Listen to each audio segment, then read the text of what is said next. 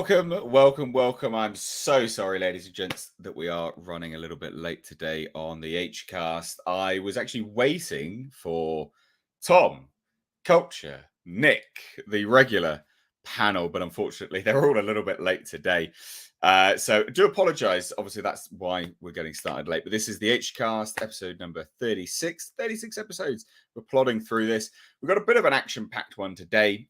Lots of Disney focused elements. So we've got Indiana Jones, the Dial of Destiny. We've got stuff to do, poking and laughing at the Little Mermaid. We've got things with respect to Warner Brothers Discovery binning people off, Disney binning people off. It's deep topics, not a lot of topics, but deep topics. And joining us, if you don't follow me over on Twitter at Mr. H Reviews, we have a guest panelist today, guest contributor, which is Chris from Bleeding Fool, not to be mistaken for Bleeding Cool. Introduce yourself and Bleeding Fool and what you guys do. Chris Brawley, editor-in-chief of Bleeding Fool, a big fan of the Mr. H Reviews channel, and Nate and all the guys that are generally here. Following pop culture. Yeah, generally. Yeah, sure. And maybe they'll join us, right? Maybe they will. We're hoping for Tom to make a safe journey back. But yeah, we're just examining what's happened to pop culture. Bleeding Fool, as many of your viewers are probably familiar with, our inspiration, Uncle Rich, over at Bleeding Cool. We wound up launching Bleeding Fool just sort of as a stick in the eye. I was a frequent contributor, not contributor, but commenter on Bleeding Cool's website, and one day realized that I'd been shadow banned, and I said, "Well, it's not that hard to start your own website." So quickly went out and got a complimentary URL and started the website. And we are the alternative, because if you have to tell people you're cool, you probably aren't cool. Yeah, that is true. Yeah, that is true. In fairness, that is true. Have you had any? Did you ever get any pushback from them on that? Well, Rich has made a couple of jabs, but apparently they're not going to defend their honor or dignity because maybe they have none, and we're doing what we're doing. And we clearly say in our Twitter profile that we are not, Bleeding Cool. We want people to be sure that we're not. But once you go and read our content, it's pretty clear. Yeah, we're on the other side of the fence.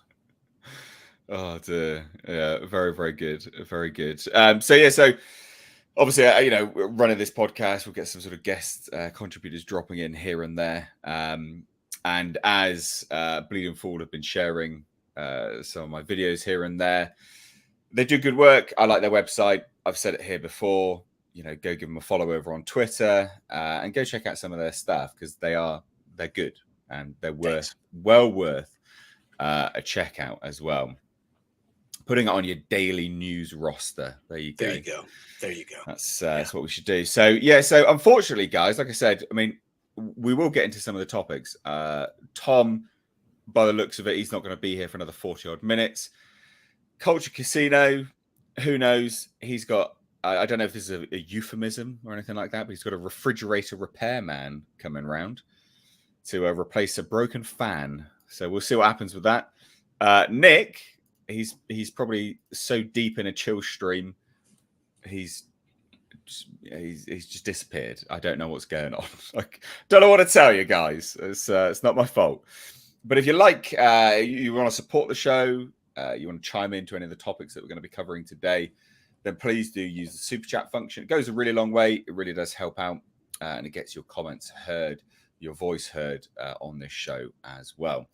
We also have a member, so if you want to join the memberships, become a member, that helps out. We actually got a new member here, which is TNeil89, aka Dislikes Puns. You've been a member before, if I remember rightly.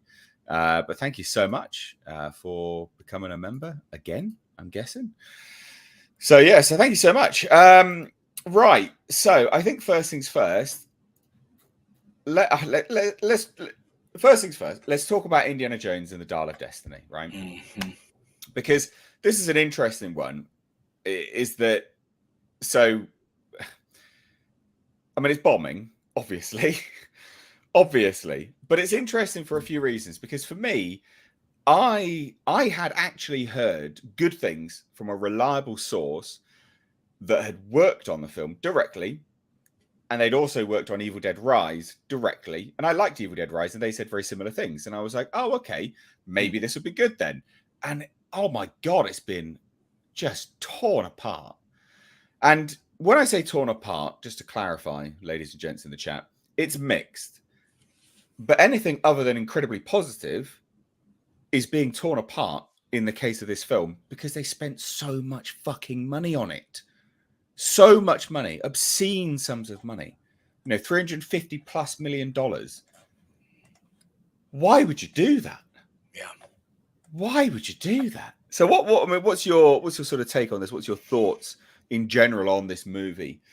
And we'll take a look and have a prod and a laugh at some of the reviews because they are hilarious. I think that this is it's all rests at the feet of Kathleen Kennedy. I think that she is doing what she does to the legacy characters when she takes over these new properties. And even though there aren't as many reviews yet, they are from the top critics or all the way down. It's ranked lower than Kingdom of the Crystal Skull. God damn. That's when you know you've messed up, right? Yeah, absolutely. For me, it's Raiders, The Last Crusade, and Temple of Doom, and that's the trilogy for me. Temple of Doom as well. Such a good movie. Yeah. Such a good movie. Well, it actually ranks lower by the critics than Kingdom of the Crystal Skull does, but for me, it's much higher. I enjoyed that. Temple of Doom does. Yeah, right. Temple of Doom is a fantastic movie. Yeah, I agree. The best part is when he's coming across the bridge there. And love that scene. But his gun, didn't have his gun on him. So I think that might have been when the Shills, we started seeing the Shills come out, because that movie's pretty much indefensible also. Yeah. I noticed that this was at 33% a few days ago, the new movie. And the Shills have come in with their positive reviews and bumped it up to a solid 49%. Well, now it's at 50. Okay, well they're pushing 38. Well, it's interesting, isn't it? I mean, Rotten Tomatoes has a history of playing silly buggers. When it comes to Disney products, and I've said this before. It was literally a Marvel movie that made Rotten Tomatoes. Well, that instigated Rotten Tomatoes' change of their process. It was Captain Marvel. That's right. And I can believe they're going to do something again with this. I can absolutely believe it, because again, you got your screenshot here, because it's your article. You got 37 reviews, and just with one more, I mean, it's straight up a whole percentage up to 50. That's right. And wait till they release it. The audience score is they're gonna make it as high as they possibly can. Well, so Peter Pan and Wendy, they removed a whole bunch of scores recently. They just obliterated. I think it was over 5,000 audience scores just gone overnight. I mean, it's shocking. It's absolutely shocking. And it's like Rotten Tomatoes has no integrity, because we know they're gaming the system. We know they are, and we know they're doing it on Disney's behalf. But it's really sort of the only game in town except for Metacritic, right? Yeah, so Metacritic. I mean, even IMDb, you can't trust IMDb because that's Amazon, and they were changing everything with respect to Lord of the Rings, the Rings of Power. Yeah, they weren't sharing the reviews at that point. It's ridiculous, absolutely ridiculous. But I mean, your article. Why else would they refuse to release their $350+ million film to the public 6 weeks before its June 30th theatrical release? That was foolish, as is the case with everything Kathleen Kennedy and Disney does. I think it's amazing how someone can screw up so consistently and monumentally as well. And just maybe it's blackmail. I don't know. She has to know something on somebody. That's the only thing that explains it, or it's just pure ignorance. For me, it never makes any sense.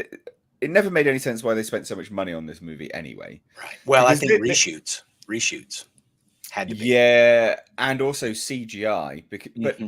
But But the thing is, you wouldn't make the movie to begin with, right? You just wouldn't, because at the end of the day, this has to make like Avatar money. Yeah, you know, it 850 has to or make something, 900.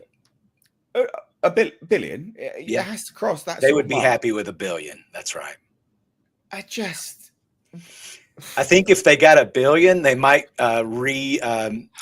restart that TV show that they had planned. Because there was word that they were going to do a new Indiana Jones TV show on Disney Plus, and there was word that it was going to be Phoebe in that ongoing television role, and that got canned. Fucking hell. Can you believe it? This is the same woman that made James Bond a simp who died in the last movie. What a train wreck. I hate that movie so much. It was crap. I hated it too. Absolutely. I hated it too. Terrible. I wish I'd never watched it. Well, unfortunately, I have to, and I'm sure you. I know a certain element of what you have to as well. But I mean, I'm a James Bond fan, right? I would have wanted to watch it even if I didn't have the website, and I was disappointed. Well, it's amazing to go from Mads Mikkelsen, that Casino Royale film, to then that. There's a very good fan edit, by the way, of the first 4 Daniel Craig movies, and they've edited it into a Netflix 10-episode series. So each episode is like 45 to 55 minutes long, and it's got a neat little intro every time. It's really sharp. I recommend any of your viewers look for that. It's out there. I'll have to check that out. Yeah, goodness me. 76, 77. How did the critics not like Temple of Doom as much as Kingdom of the Crystal Skull? Well, it's probably all the cultural elements that they perceive to be massively racist or something. No. Back then, that was 84. They didn't care. I think it was because it was so violent, and that was the movie that created the PG-13 rating, I think. That was the point of it, though. I know. No, I agree. Honestly, hearts being removed by not removing them. Yeah. Well, it was probably a little scary for some of those underage 12 toddlers. Oh, well. Youngsters. Oh, well. It was a fun movie. It's a great movie. Absolutely great movie. Let's sort of have a look at what some of the critics are saying, and then guys, we'll pick up your super chats in a minute. So if you want to join in, again, super chats are the way to do it. So it is mixed, right? And that's really important to note. It is absolutely mixed, but they are not going to be happy with that. And it's context matters in something like this. To say, well, it's 50%, that's not horrendous. It is if you spent $350 million on it. That's awful. Like, that's now, Nate, look at the good reviews too. That one at the bottom. Not very good. It's nagging. There could be a much better Indiana Jones film buried in here, and that's a positive review. Boy, they're doing their best. Exactly. Like, what do you say? I'm speechless. Like, what do you even say to something like that? Like, you can't even respond. It speaks for itself, doesn't it? At that point, yeah. It's a shame. It's really a shame. It's a shame because, there could have been a better movie. I think if you think about the original trilogy, all of them, he was searching for like a religious artifact. The bookends are biblical, and the middle one is sort of this culture's, these tribes thing. And it's this religious artifact. And I think they got away with that with Crystal Skull. They did the Alien science fiction. And I think they just didn't know anywhere else to go. And you have Hollywood is run by so many virulent atheists. The last thing they would do is go to another biblical artifact, right? And I think they kind of cornered themselves to do something stupid like time travel. And it's time travel. I mean, if you dig into some of these reviews, they travel through time in the third act. I hope you don't get a copyright claim for that reveal, but it's out there. No, they're not as bad as Legendary. Okay. God damn, reminded me of that. It's just the thing is, there's something interesting and compelling about exploring religion as if it was accepted as a norm, and the artifacts were there and it was true. Right. Like the sort of you questioning faith on a realistic, tangible level is interesting and compelling, and in terms of Indiana Jones, it was always interesting and compelling because it was something which the Nazis actually did. Exactly. Right? Like they actually did that. They actually hunted for these things. They actually went about trying to find these things. So that is, you know, it's a truly interesting element of looking at real life and going, well, what if they were actually successful? Or what if they were almost successful, but someone from our side managed to get there first? That's really interesting. Oh, it's, you know, it's that's clever. a compelling narrative Mm-hmm. to look at something which was, you know, lost to time as myth and legend. Because, you know, you go speak to a 19-year-old pleb now and you go, do you know what the Nazis did? They actually did. They go, fuck off. You don't know what you're talking about. You go, no, they actually did. Oh, they don't think it's true. So it's lost to time as myth and legend, and then reincorporating it as, you know, well, this is what happened. You know, and this is a guy from our side. It's such a, I mean, it's just creative bankruptcy as well. Yeah, it feels like something like a national treasure hunt or something. They could have even gone with something like Atlantis or something that is an existing legend in our history of mankind. It didn't have to be biblical, but I know what you're saying. I like it. And I think Spear of Destiny, I know that Hitler was looking for that. There's all kinds of artifacts that they could have continued, sort of an ongoing. And I think the comic books and some of the novels did that. I'm sure there's some good material out there that I'm not familiar with. And, you know, I encourage Indiana Jones fans to seek that out, and the Blu-ray versions of the trilogy. Yeah. I never massively even hated the young Indiana Jones. I thought that even has its has its place. It's not utterly atrocious. Certainly not as bad as what this is going to inevitably be. Yeah. It's a shame. Yeah. Again, you know, it's all pretty goofy, laborious over its 142 minutes. And this is the other thing. And I say this about films all the time. You got a movie that's like, I like a long movie. I genuinely appreciate a long movie when it earns its runtime. 2 hours, 24 minutes. Holy shit. That has to be a good movie. You know, it really has to be a good movie, because that's a long time. It has to be a good movie on multiple levels, because one, in a 90-minute runtime, you can show however many movies showings in a day, much more than you can a movie that's 2.5 hours. So that's an issue, because you're narrowing your band of profit margins on a daily basis, because you physically can't show that many screenings because it's too long. So it has to be good on that basis, because then the people that can't get into the showings that are available, want to come back to another one, and good word of mouth propels it that way. But then also, who the hell wants to sit there for 2.5 hours when it's garbage? Because that's the first thing they'll come out and go, God, that was long and shit.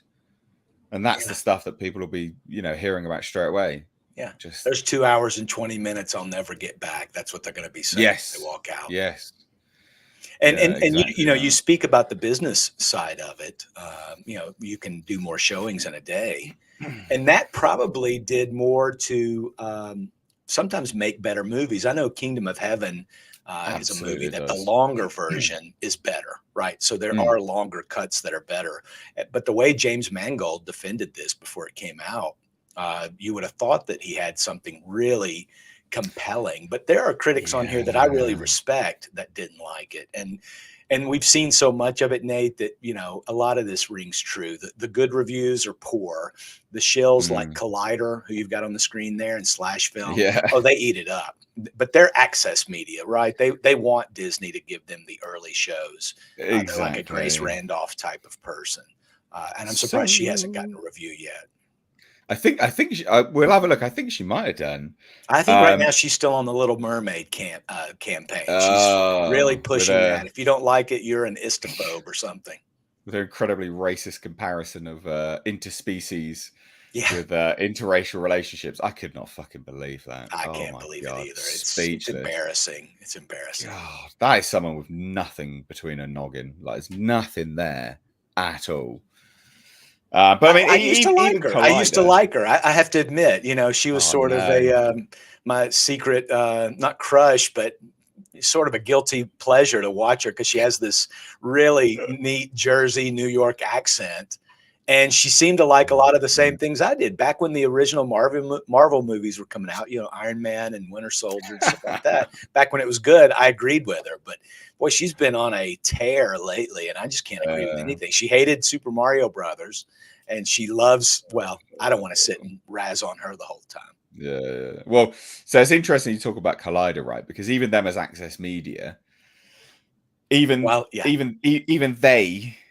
in their B- score, it's shit.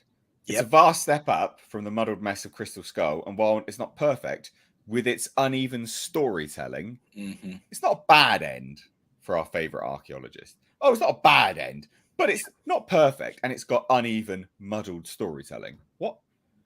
I mean, for goodness sake. Like that's fresh. Not B- material, is it? No, that's fresh. That's fresh now. That's fresh. Fucking hell. Goodness me. But that's the thing a lot of people say. It's an improvement on Crystal Skull. I mean, Christ. Oh, wait. Go down to Lex from Slash Film. That's the one. Whoa, don't pass him up. You just passed Slash Film. Go back to that. Just above it. This one. Indiana Jones and the Dial of Destiny is a bold, bright, and blazingly fun reunion with our favorite hero. Oh my gosh. What a shit. Wow. Oh. Wow. Lex needs his Little Mermaid tickets right now. Oh, goodness me. I just the interesting thing is like, so I still get invites to press screenings and stuff. Yeah. And I get them fairly often. And I've interviewed directors and things like that, right? But it never did anything in terms of like whether it would help the channel out or anything like that. Right. And I found myself to become very much removed from the general audience at that point as well, because you're not getting a sense of what everyone else feels and the sort of the atmosphere of a general audience. And it really matters when you're going to go watch a movie to be immersed in what the general populace thinks of a movie. It can help your perspective of films, because I think you can become really tunneled in on this stuff. I mean, a lot of these people as well, they do it simply because they want access, but some of them are trapped in that hole. They're trapped. They get invites, they go to them, and they're just around other stuffy ass critics. And so, in the case of Super Mario, for instance, and along with Grace Randolph, she even documented where she went. I was in the basement of an AMC theater, but we did have snacks. And, and she's like, with 30 other critics, and there was only 3 laughing, and they're idiots. It's like, no, Grace, you're the idiots that you weren't laughing, because the general audience, if you were the 30 in a room of 300 and everyone else is laughing, you'd feel like the fucking idiots at that point. That's right. It really matters, because you can get out of this tunnel vision to go, watching a movie just with critics is not good.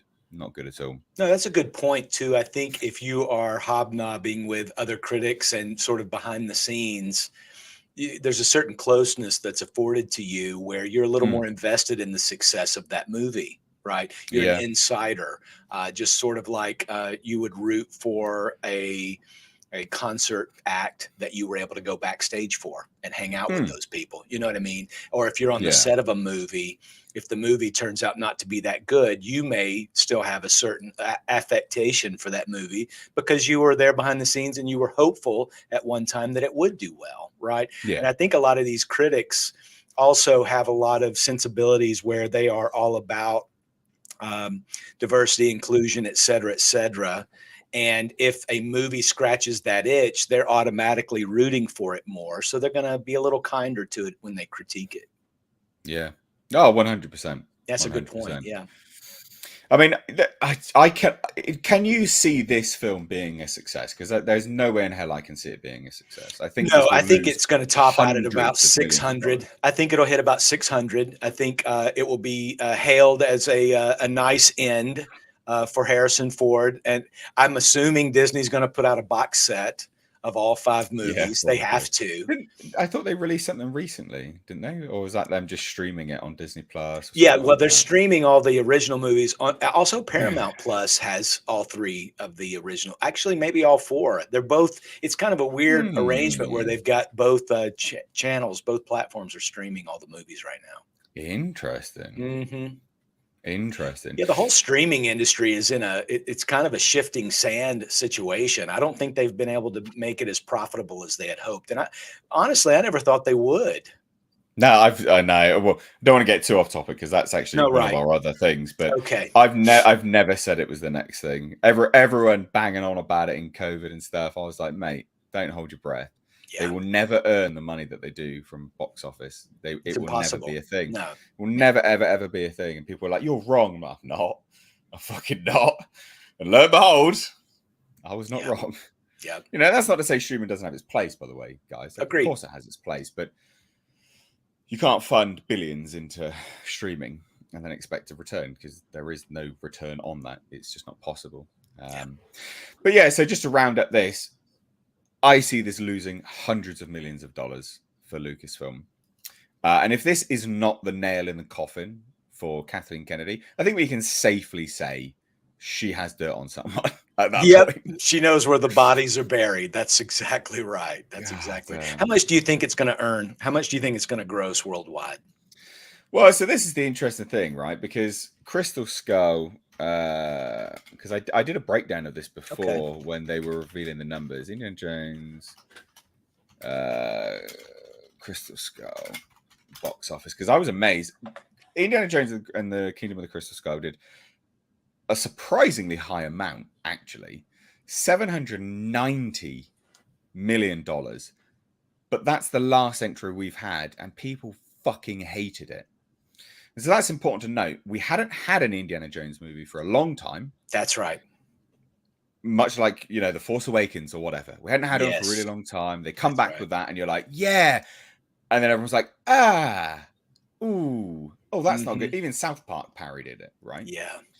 So I've never watched it again. I've never watched it again. That's the thing, is these movies are timeless. The original trilogy is timeless. You can watch it. Put it on whenever. Kathleen Kennedy can't make anything timeless. Yeah. So taking that into account and people's disdain for a lot of useless cinema, because I think audiences are much more savvy now. They've become savvier, and you know, they're being very, very selective on where they're spending their money. A lot of the box office receipts show that. It's not like it was 5-10 years ago where box office was booming. It's a completely different landscape. You said 600, didn't you? $600 million. It's 650 at the top, I think. Yeah. I don't think it'll break 700 at all. I think it will really struggle to do that. I think 650. I think 650 is probably a good estimate. Yeah, that means they lost. That means they lost. Of course. Yeah. Yeah. Oh, 100%. Maybe at a push, it will just creep close to the 700, but I can't see it doing very, very well. Either. But we will wait to see. But I can't see it doing particularly well at all. Maybe we'll see it, and maybe we'll love it, Nate. Maybe. Well, that is the thing, right? Like, you know, because a lot of people are like, well, you know, whenever critics' scores come out, people go, oh, well, normally you say whatever the critics do the opposite, etc. But this is different. They're very mixed, right? They're very, very mixed, and that's you know, we're not saying that the critics are wrong or they're right. It's looking at the general things and what people are saying as bad, and kind of looking at it from that perspective as, oh, well, I can, you know, that negative resonates with me generally as an audience member. Sure. Yeah. So yeah, there's the potential we'll like it. Unlikely though. No, from everything I've seen. Agreed. No, I concur 100%. Yeah, it's very unlikely. Oh dear. So let's get to some super chats now, ladies and gents, because we had a good amount come through. Again, just if you want to join in the conversation, super chats are the way to do it. If you want to support the channel, super chats are the way to do it. Memberships are there as well. So again, we had T Neil 89, aka Dislikes Puns, who became a member. So thank you so much. We had Tom working for $3, sent in a super sticker. Thank you so much, my man. And T Neil dropped in with $5 and says, apologies. I actually didn't realize I wasn't a member anymore. Credit card expired. Thank you so much. Appreciate that all the same. No need to apologize at all. It's not a yeah, you don't have to be a member, but I do appreciate the support regardless. Tom working for $5 says Temple of Doom was disliked at the time by my older brothers. I dug it. Yeah, what was the general audience sort of response to Temple of Doom at the time? Oh, it was very high. It was very high. Yeah. Yeah, very high. I think it was just the gruesomeness. People didn't expect it. Yeah. The critics, rather. Yeah, I can. Yeah. And monkey brains and, some of the cuisine. Yeah. I think you were right. You mentioned something about the cultural aspects. There may have been some of that too. Yeah. Yeah. I think because sometimes we look back at films a bit jaded, but I can't imagine that was particularly hated. I mean, that was Harrison Ford at his peak, really, wasn't it? So total peak. Yeah, it was great. 1984, I think it was. Yeah. Yeah. T Neil for $10 says the most positive trade reviews can be boiled down to a tepid meh, or the occasional at least it's not The Room or Plan 9, but even those come off as shill-ish, not exactly damning with fine praise. Yeah, 100%. I mean, this is what we've been saying, because even the positive ones, as we pointed out, Colliders, for instance, I mean, that's a B-. Mm-hmm. And it's saying it's not perfect and it has an uneven storytelling. The most positive thing they say is it's not a bad end for Indiana Jones. Yeah. All right.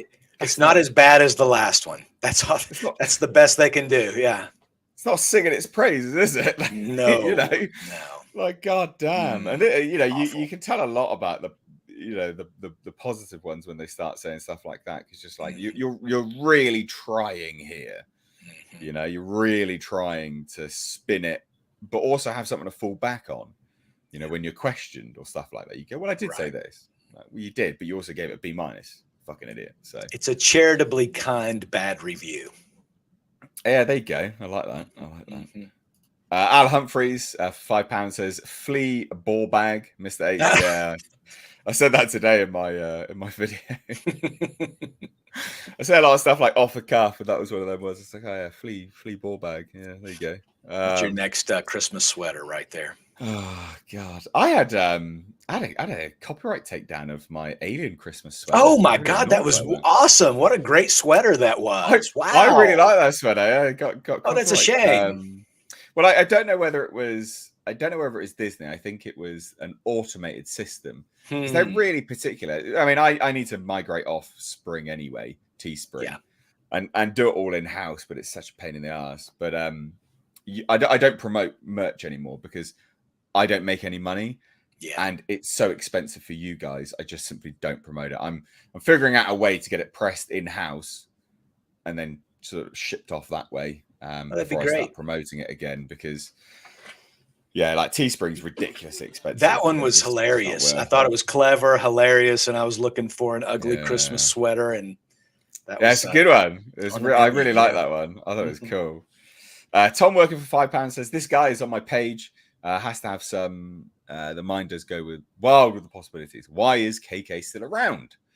Epstein Black Book mode. Ooh. Well, that's the thing, isn't it? Like, it's questionable how someone can consistently fail and also do it so publicly, right? Because it's not exactly like it's behind closed doors. The amount of stuff that they announce that they don't make, the amount of creative differences that happen, the amount of people that get fired. I mean, she's facing a lawsuit from the Acolyte producer. It's an epic shit show of monumental proportions, and yet she still has a job. And you're like, well, how the fuck? How? And then Ike Perlmutter got fired. Right. Unbelievable. Now, Nate, you mentioned the Acolyte, and Leslie Headland used to work for Weinstein. And I wonder if she was his assistant. Maybe she knows a few names that went to Epstein Island and gave them to Kathleen. Who knows? Yeah, just speculating, not impugning anybody, just having fun. D for 20 Australian dollar redos says they killed James Bond. R.I.P. 007.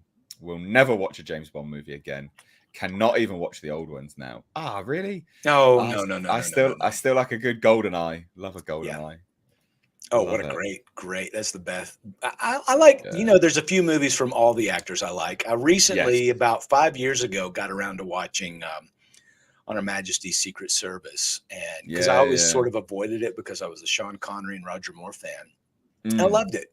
Absolutely loved it. And saw, speaking of another Aussie, I saw a documentary where he was talking about how he got the role. I wish I could remember the name of that documentary, but it's fantastic. It's fantastic. I recommend it if you're a Bond fan.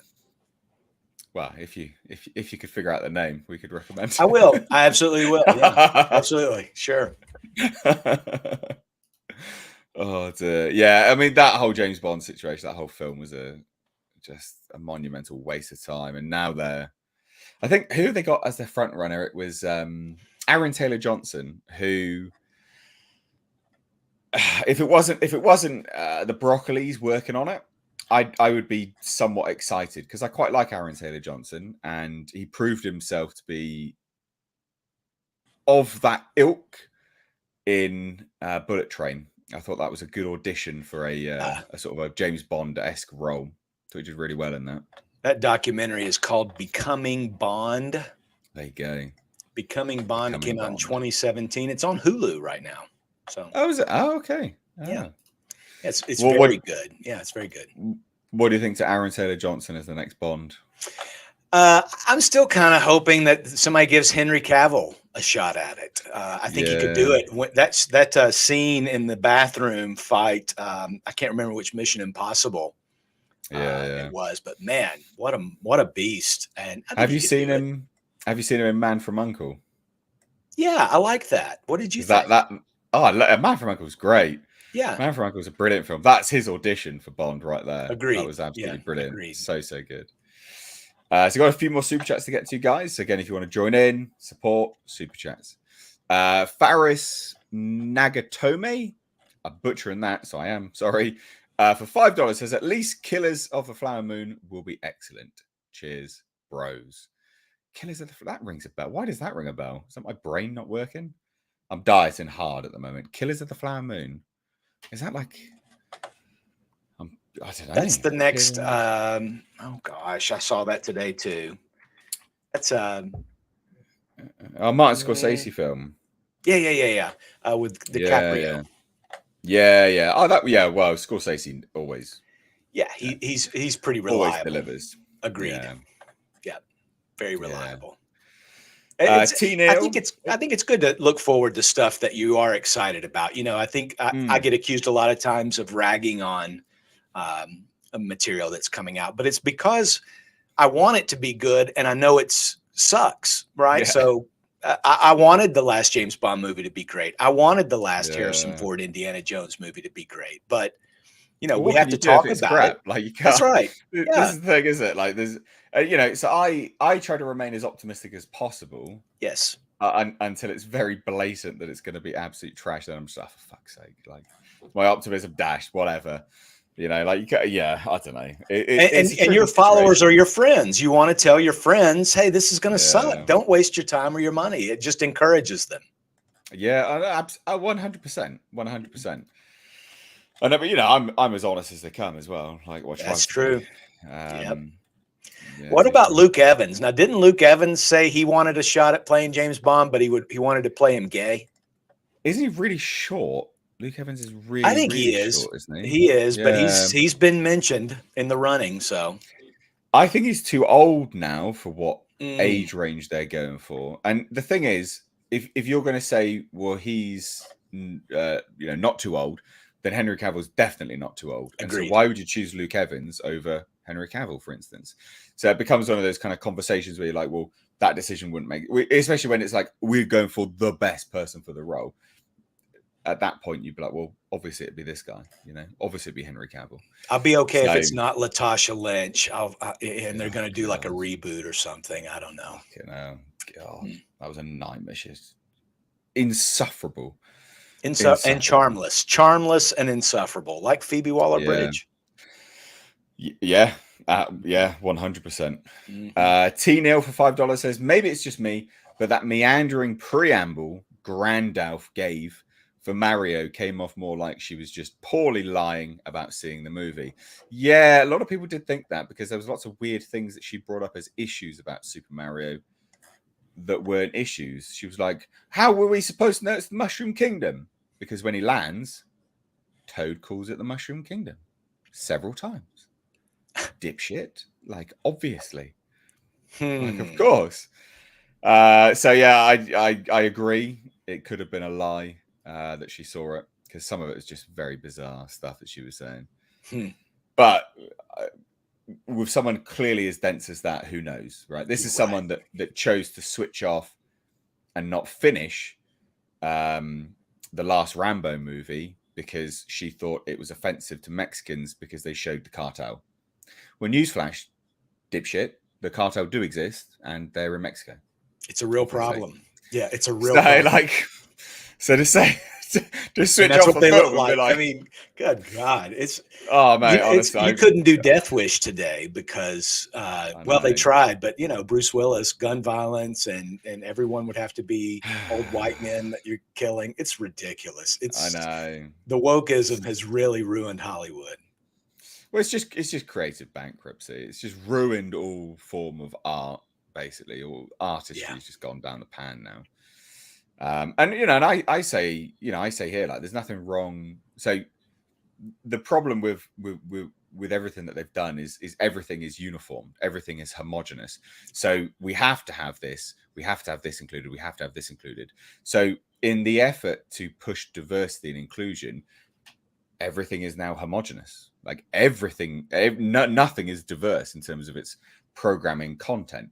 Whereas what you should do, rather than having diversity within each show, which creates a homogenous show, you should have diversity through programming. So give me a story about an African legend set in Africa, full of Africans, right? Yep. There you go. That's as diverse as you could possibly get in terms of from a programming perspective. And I'd love that. I'd love to learn more about these little known African legends that people don't hear about.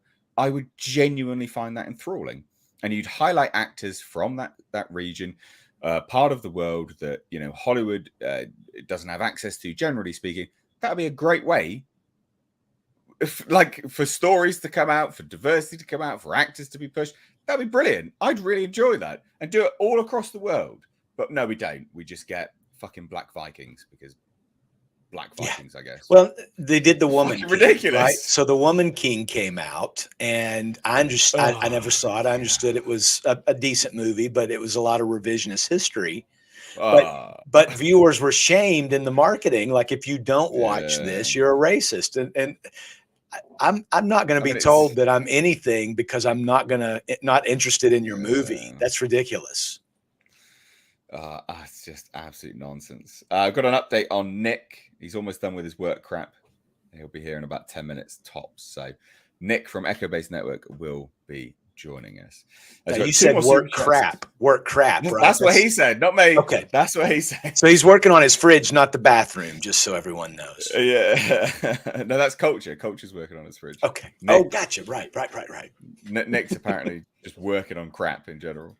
So we've got two more super chats to get to, then we'll move on to our next topic. So Gary for £5 says, Kathleen is like, remember when you put your hand on my rear, now you can't fire me. Yeah, it is that, like, I've got dirt on someone. Like, there's something going on there. Yeah. And I'm not trying to be all like, oh, tinfoil hat. How can someone lose a company so much money and not get fired is beyond me. It's always I just don't understand it, because it's not a small amount of money. I mean, they've had to cancel Willow, right? They cancelled Willow after one season. It was left on a cliffhanger. It was due to have another season. It was planned to have another season, and then they've cancelled it. I mean, it's one of the first Disney Plus shows which was slated to have another season that they've canned. I mean, that's a Lucasfilm project, and no one watched it. It's just crap.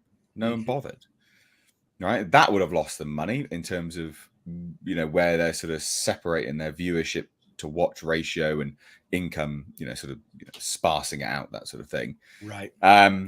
Star Wars massively on a decline. You got brand damage with Star Wars. I mean, what else does Lucasfilm have? Nothing. Indiana Jones. Well, that's going to be a bomb. So what else do they actually have as properties that she's controlling? Not exactly a lot. No. There's hardly anything left. And nothing which they're releasing to the wider public. Remember? Well, they've already played all their big cards. They've shot their wad, really. Yeah. And I don't know how they're going to right the ship, particularly if Kathleen has this sort of power to be able to do failure after failure after failure and still be in charge. I don't understand it. I don't know what's going on at Disney. The Galactic.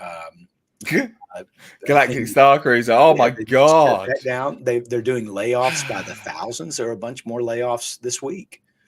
So I don't know how they're going to survive, but they're going to continue to do what they're doing. They're not going to pull a Budweiser. I mean, they're going to keep going forward with their agenda. There's no doubt. Yeah. Well, joining us is Nick. How you doing, buddy? Hey, what's going on? I just got finished up with work crap and got to jump in. This last 2 weeks has been crazy. We got tons of freaking projects going on. So yeah. Awesome. Well, this is just to introduce you. This is Chris from Bleeding Fool. How's it going, Nick? Chris? Good to meet you. To see you. Thank you very much. Glad you're here. So yeah, glad you're here. Finally, I thought you had such a long chill stream. You passed out. I thought No. Tuesdays I got my work meetings start right when this happens, which they normally last 30 minutes to 45 minutes. Yeah. And then if there's anything going on, I gotta take care of that, So Tuesdays are kind of rough for me, especially this time of year during the spring after we've got all our budget crap and they've started doing projects for the year, and so fun times. Fun times during the fall. Like our Tuesday meetings last 10 minutes, and there's literally nothing for me to do. So Jesus. So once I get past this part, my Tuesdays will probably be a little easier. Awesome. So we got a few more super chats that just dropped in. Black Saber for $2 says Temple was an expensive way to get Spielberg a wife. Love it.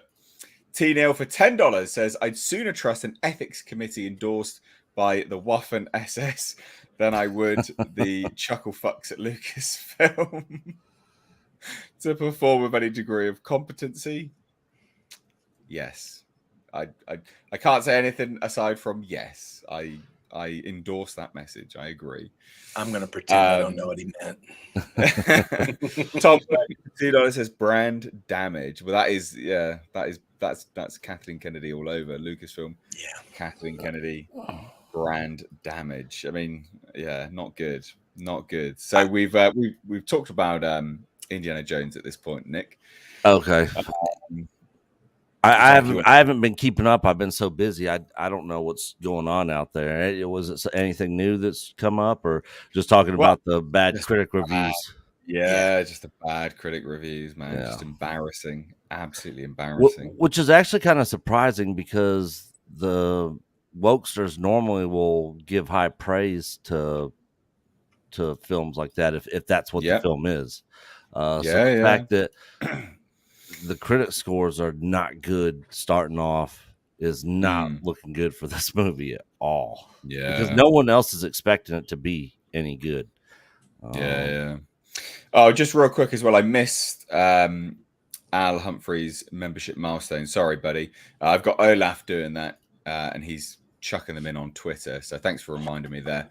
Olaf as well as Al making me check Twitter. So Al's milestone membership question is KK must be costing Disney hundreds of millions of dollars. How does it make sense to keep her on? Oh no! Apparently you want to got video Ray on Stevens. I'm very confused. Dirt on somebody, or that's the only thing that makes sense, Nick. Yeah, make it make sense. Why is she still there? And she should have been gone a long time ago. Yeah. Apparently, wanted to ask something about Ray Stevenson. Oh yeah, I heard him pass away. That was a real shame, actually, because I mean, his latest role is in Ahsoka, isn't it? Yeah, and he looks great in that. Yeah, and we just saw him on the red carpet at Celebration. And does anyone know how he died? What he died of? I haven't heard it. Like days before his 59th birthday, wasn't it? I mean, that's young. Yeah, super young. Shame. Yeah. Real shame. Great actor as well. Really good actor. Someone who, unfortunately, I think didn't get the recognition he deserved. Agreed. Like he should have been in many, many, many more things. He's a great actor. Do you think Ahsoka is going to be any good? So for me, I feel nothing watching that trailer, and I feel nothing mainly because I'm sick of seeing Ahsoka. Like I don't have the affinity for Ahsoka as everyone else does. Right. You know, they've seen her in Clone Wars or whatever it is. I don't know. I just see her being inserted into everything. So I'm like, fuck off. Like, I don't care. Go away. Not interested in this person. So the thing is, right, it's got all the elements of a good show, right? Like the cinematography's good, and like it all looks like it could be really good, but it also feels very empty and hollow. And that's, you know, what I feel for Star Wars in general these days. I mean, Nick, you're a Star Wars aficionado. What do you think? And we got culture here as well now. So, Ahsoka, I think it's the best looking upcoming Disney project. And I think it'll probably be possibly the most least offensive. Like if they screw it up, it's not going to probably make people like freaking riot over it. But out of all the projects, I got probably the most hope for the Ahsoka one. Wow. But the fact that they, if they're moving to this heir to the Empire thing, and they're basically replacing Luke, Leia, Han with all the Rebels characters and that sort of thing, then yeah, people are going to be infuriated, and yeah, I'll probably be one of those people. So I don't know. Well, I'm just waiting for it to come out. I am looking forward to actually reviewing it because whether it's good or bad, I'm gonna have fun with my reviews on it. Either I'm gonna be super excited for the episodes, or it's gonna be so bad I'm gonna have fun freaking trashing all over it. When does it release? August. I think August. I think it's the 14th. What is it, like a Wednesday release like all the others, or have they not said yet? Nick, I'd love to know your favorite Disney Star Wars 31st. series. First 2 seasons of Mandalorian. Okay. Are and the thing is, I had issues with a lot of those episodes as well, but overall, I thought the show was pretty decent. I liked it for the most part, even though I did have issues with a lot of the different episodes. Absolutely loved the Luke return in the end of season 2. Absolutely loved it. Yeah. And the thing is, after that dropped, I when we were reviewing it for our channel, I literally said this feels more like a series finale more than a season finale. And if they would have just ended there, and because I'll never watch season 3 of Mandalorian ever again, it was total crap.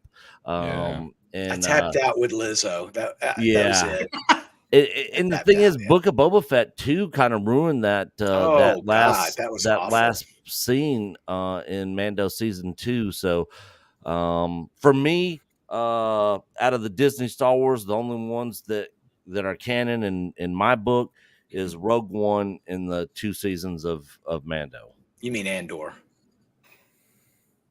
No, Rogue One, the movie. And then the first 2 seasons of Mando. Did you watch Andor? Did you like that? I watched Andor. I liked Andor. And I'll be the Andor defender here. I liked Andor. And it was good. I didn't hate Andor. It just didn't feel like Star Wars to me. It felt too serious. That's what I liked. That's why I liked it. It felt feel like Star Wars. Like it was missing the fun fantasy element, of Star Wars. The lightheartedness. No, I get that, but I don't think they all need to be that way, right? I think they could have explored maybe a horror aspect of Star Wars. They could have had like a mystery crime sort of solve this mystery type thing. I think they could have branched out a little bit, and they've really sort of kept. It's almost like every series they do makes the universe seem smaller and smaller and smaller. Oh, there's 3PO over there. I guess it's not a huge galaxy, right? I don't know. Now I think as far as Ahsoka goes, it's Dave Filoni's baby, and I think he'll probably do his best. But I'm like Nate. I have no attachment to the character. I will say that I did enjoy the Rebels animated series a Rebels lot. was I good. thought that was really well done. Yeah. And she was in that a couple of times, but I have no attachment to the character. I couldn't care less. I like Rosario Dawson, okay, but it'll be fine, I'm sure. And the thing is, Coach has said this several times on our channel is Dave Filoni's head is on the chopping block with this Ahsoka show because this is his show. Like he had parts and played roles in the first 3 seasons of Mando and all that, and some Bad Batch and a lot of these other shows. This is his sole show right here, this Ahsoka show. And you know, he's got that nickname, you know, phony baloney and all that. So a lot of people are not big fans of his. So if he screws this up, man, dunzos for him. Do you think he goes to sleep with that cowboy hat on? Probably. Yeah, probably. I can imagine that. Hey, Culture, good to meet you. Glad you're here. Yeah, on screen. We're in a couple groups together, but yeah, I've always appreciated your work, and I want to say this. Yeah, we are. That's great. Yeah. Filoni is probably goes to bed with a hat, but he also probably goes to bed with a full-size love doll of Ahsoka. That's what I would say. There is nothing good with Disney Star Wars. I can't agree on Rogue One. I always think that's fool's gold when it comes to that. Plus, the story doesn't line up the way it's supposed to. I was bitterly disappointed with everything Disney did across the board. That first Force Awakens film, again, another part fool's gold because it got you for a couple of days. Yeah, and your brain started to spin, and then you're like, wait a minute, not only does this feel familiar, this is A New Hope all over again, done in a far inferior way, pushing forward a female character, she's just good at everything right away. And there was too much Mary Sue, there was too much, and again, I mean, we'd already started to see that creep into other areas of filmmaking and entertainment. So it wasn't like but it did take me a minute. And then by the time we made it to the second film, I was done. But look, Rogue One, a lot of people give that a lot of praise. I can't agree. Solo was hysterically bad. Listen, there is a fan edit called Rogue One, The Battle of Scarif. It's like 50 minutes long. Really? And it's basically just that main battle. And anytime I kind of want to go back to Rogue One, I just watch that. The Battle of Scarif. It's pretty good. That's the second time I'm mentioning fan edits, but it's good. And that's because there was enough in there that you go, okay, this is kind of neat. And that's I love the ending of that. That's where we're at, right, Chris? I mean, we're at this point where the fans do a better version of what the studios put out, like with very minimal effort. They even can connect things together better in a quality edit, and it's very disappointing. But regardless, returning to the Ahsoka, which is the comments we're supposed to be making right now. I don't have faith in this. I haven't had faith in it since they introduced Ahsoka in, the Mando show, and it's not because Rosario Dawson is doing a poor job portraying the character, because she's great. It's not even because they got the aesthetic wrong, which they sort of did, but it's that tonally, this is the culmination of every wet dream that Filoni's ever had. And none of them have been particularly satisfying for the audience. So I think that he's going to be overly indulgent.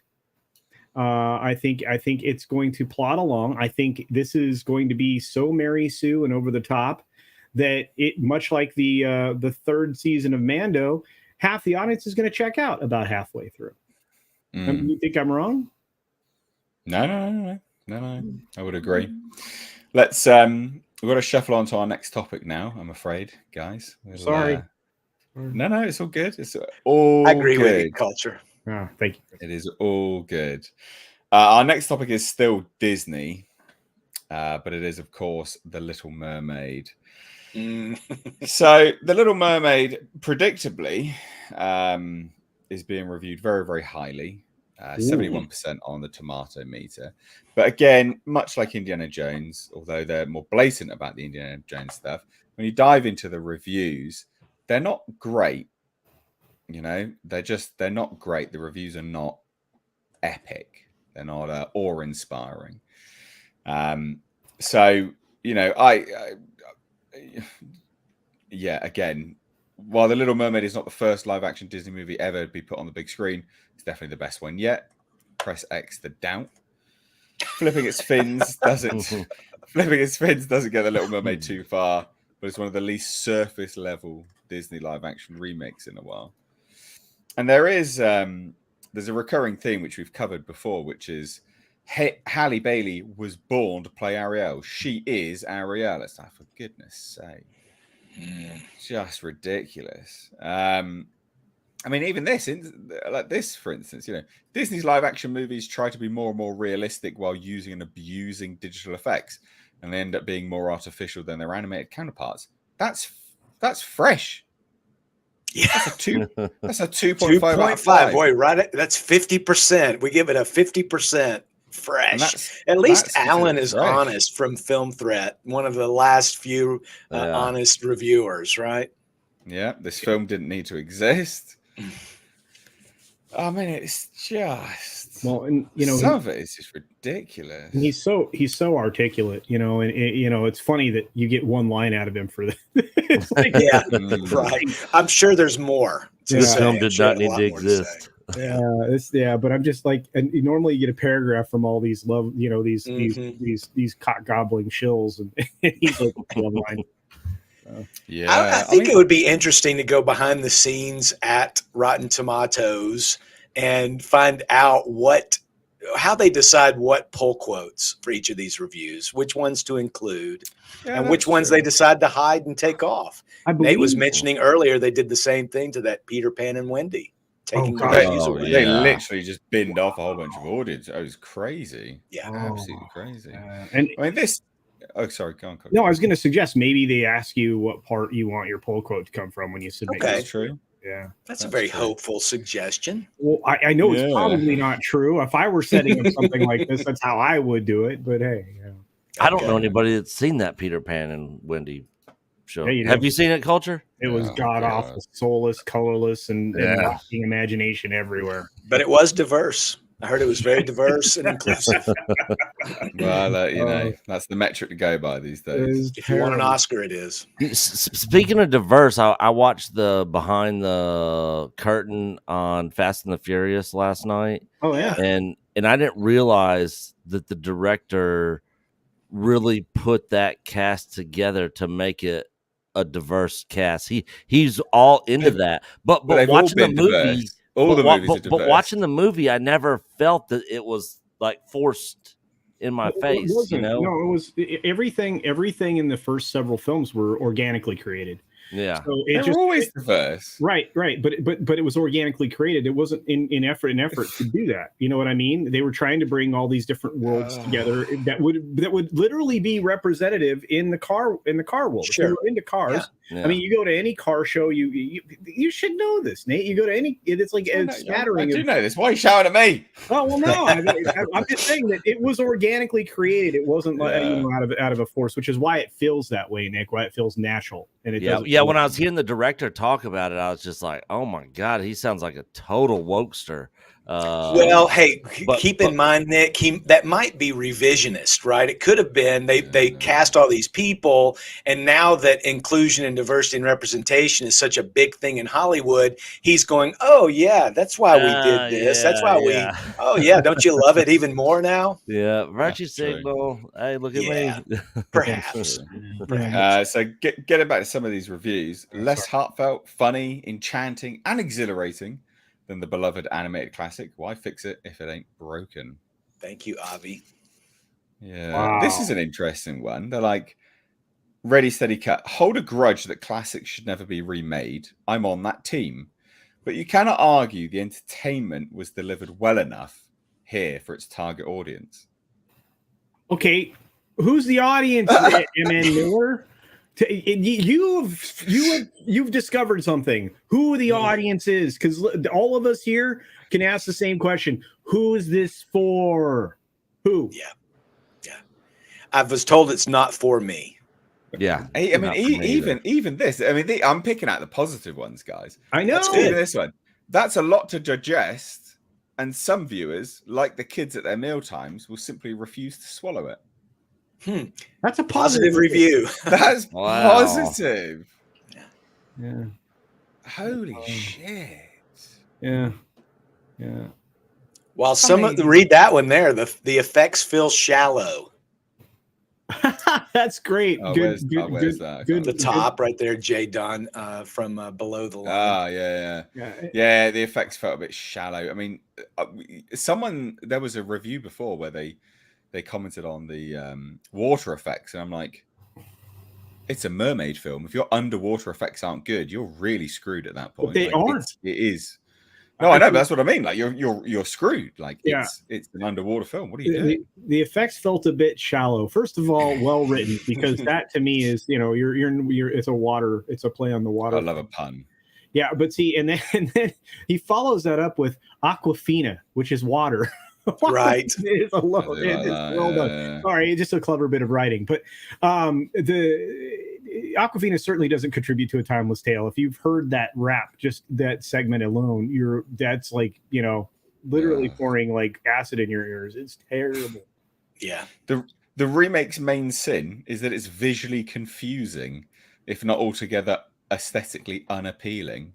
That's from Vox. Holy Yeah, Wow. mate. Honestly, Oh man, Movie Web just you can always count on them to coddle your balls. some of this stuff, some of the positives are as bad as the negatives. It's like Really backhanded fresh reviews. Oh, what's funny is if you take the main critic audience, the all critics thing, and you dive down into the top critics, this score plummets. It just falls. Yeah. Yeah. Oh, does it? Yeah. I don't know how to do that. How do you do that? Like that. Top There you go. critics. Wait. There it is. Wow. There it is. Like this movie, Wow. bigot. That's right. That's right. Jesus. Smells fishy. Something smells fishy.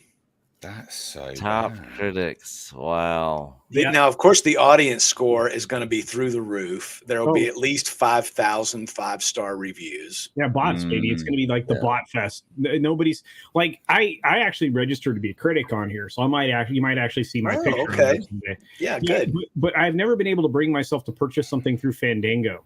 So Mm. yeah, so we'll see. But I have their app. oh man, and again, they're owned by Fandango, and this is all they're all in Sure. bed with each other. It's just bad. It's funny though. The AP, which I didn't expect, did quite a negative review, and so did UPI. So, it's very strange. Just look at this stuff's awful. Well, because I I mean, think objectively, it's probably not a very good film. Oh yeah, Mm. I think you're right. And this is a holiday weekend, so if it bombs at the box office this weekend, It's the biggest holiday weekend. This used to be the open of the summer film season, right? Yeah. This is when you held your tent pole. This film is not by anybody's imagination a tent pole. And if they think it's going to make $90 million. Oh, it's opening this weekend. I did not realize that. Yeah. I remember I said that I wasn't going to go see it. Yep. Yeah, I'm not going to go see it. I Yeah. Oh, can't. that's fine. Yeah. These reviews didn't change your mind, Culture. No, it didn't. It really didn't. so Coach's wife and kids are going to go see it, and they already told him that he is not allowed to come with them to go see it because they know he's just going to be trashing it in the theater while it's playing. you know what is out on the same day? What? Sisu. Oh, I'm gonna go watch that instead.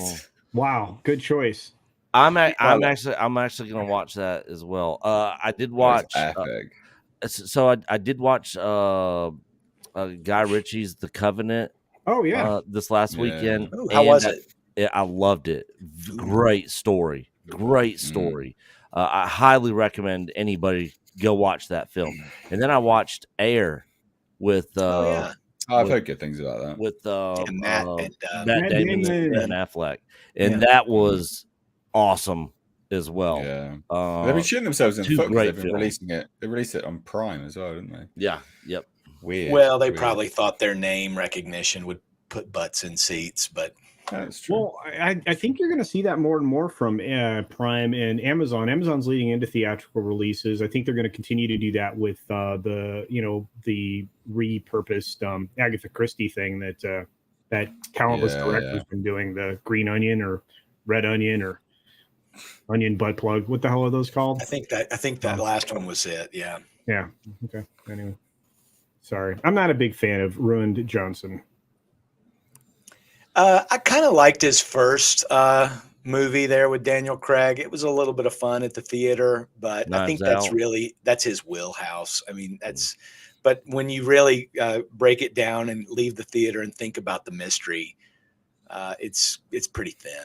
Yeah, and it was almost nonsensical at points in time. So, did you watch his Poker Face series? That no, it's actually pretty enjoyable. I heard good things about it. I've heard that, so I mean, it might be worth it. I mean, I oftentimes will find joy in something that somebody produces that I don't have an affinity for or like. So I'll give that a shot. Poker Face. Yeah, I think it's 10 episodes or maybe 8. I mean, it's worth a watch. Some episodes obviously are better than others, and he didn't direct them all. And as a matter of fact, tellingly, I'm not sure why, I don't think his name appears in the credits of the first episode, because I was looking for it. I knew he was the guy that created it and wrote and directed a few episodes. It does appear in later episodes, but I mean, it's worth a shot if you're looking for some new content. Oh yeah, indeed. Yeah, I mean, it'd be nice to review something that actually has a chance of being good. So yeah, you might like it. I'd like to hear about it. Yeah, you bet. And yeah, go ahead. Sorry. We've got some super chats to get to, guys. So we just got it's all good. We just got to get to these super chats, guys. Apologies before my back decides to give out. We're on a ticking time bomb here on this channel, on this podcast. Larry Quadowitz for $5 says R.I.P. Ray Stevenson. He was incredible as Titus Pullo, the Punisher, and was also great on Dexter Too Young. And again, he from all of the things in the trailer to Ahsoka, he looks to be the most compelling part of it.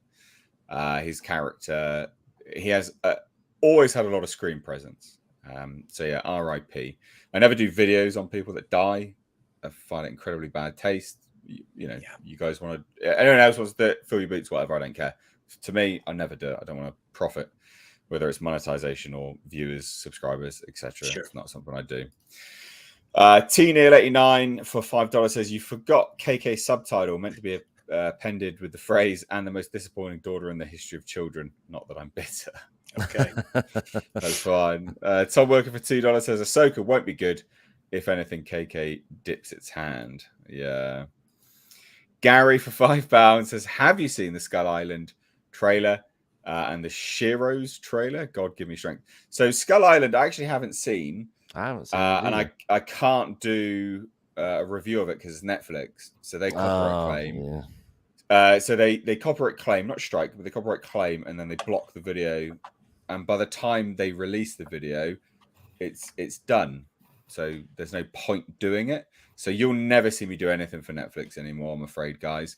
But I haven't actually had a chance to watch it because I was setting this up, and then and that's kind of roughly about the time it was starting. Yeah, I don't think it's out yet. It's just a teaser drop today. Yeah. But I will say I looked at there's like a screen grab that I looked. The animation looks fucking horrendous. Yeah, that looks real bad. Netflix. That looks super cheap animation. Yeah, and I'm really disappointed by that because Legendary are behind it, and Legendary are normally pretty good. So from what I've seen, just a screen grab, not impressed, but whatever, I guess. Night King says, R.I.P. to the man Ray Stevenson. Him and Kevin McKidd in Rome were two of my favorite protagonists in any TV show. Great show. They ended it way too early. Yeah. They do that with a lot of shows these days. I don't know if it's a budget issue or something. And then they let other shit continue. God, we got Velma. Four freaking seasons of Westworld, and it sucked starting at season season 2. I like season 1, and that was it. That was it. Stopped. Yeah.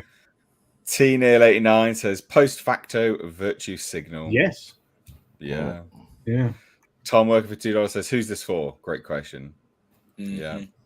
And Black Saber for $2 says, if only they still tested Oh, that's cruel. That's cruel. Oh dear, love it. Did you notice that China?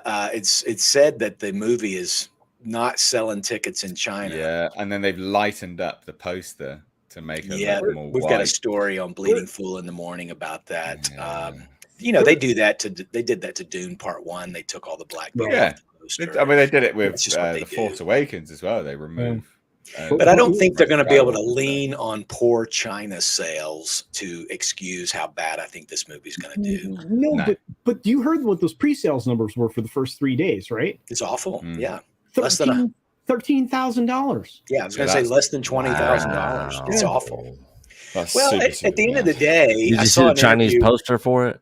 Yeah, she looks blue, which is fine. It was good. It's actually kind of a cool poster, I thought. Well, it's aping the IMAX poster here in the States. Yeah, that's right. I noticed that too. I think that they really put this actress in a very difficult position, right? I mean, I'm sure she's a perfectly good singer. So they do this. Companies do this, and they did Amazon did exactly the same with all the black people that were in the Rings of Power.